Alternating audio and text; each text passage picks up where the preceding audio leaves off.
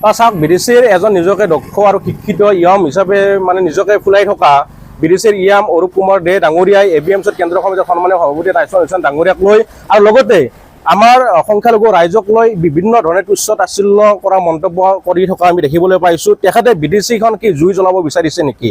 আমি তেখেতক সুধিব বিচাৰিছোঁ, মিষ্টাৰ অৰূপ কুমাৰ দেৱ ডাঙৰীয়া, আপুনি বিডিচিখন জ্বলাব বিচাৰিছে নেকি? আপোনাৰ কথা বতৰাৰ পৰা এনেকুৱা লাগিছে যে আপুনি গোষ্ঠী সংঘৰ্ষ কৰিব বিচাৰিছে। আমি তেখেতক এনেকুৱা মন্তব্যৰ পৰা আঁতৰি থাকিবলৈ তামোলপুৰ জিলা ABMCৰ তৰফৰ পৰা আহ্বান জনাইছোঁ। অন্যথা আমি গোটেই বিডিচিত ইতিমধ্যে আপুনি যেনেকৈ মন্তব্য কৰিছে, আপুনি ছাত্ৰ সমাজক জোকাই নল'ব। আপুনি ইয়াৰ ভোগ ইমান দূৰলৈ যাব আপুনি ভাবিব নোৱাৰিব যে গোটেই বিডিচি গোটেই ছাত্ৰ সংগঠন লগ লাগি ৰাইজৰ লগত আমি একেলগে একে শাৰীতে থিয় হৈ গোটেই বিডিচিতে আমি স্তব্ধ কৰি দিবলৈ বাধ্য হ'ম যদিহে আপুনি এনেকুৱা মন্তব্যৰ পৰা আঁতৰি নাথাকে। আপুনি কি ক'ব বিচাৰিছে যে ইছলাম ধৰ্মলোকসকলৰ কি অসমৰ একো অৰিহণা নাই নেকি?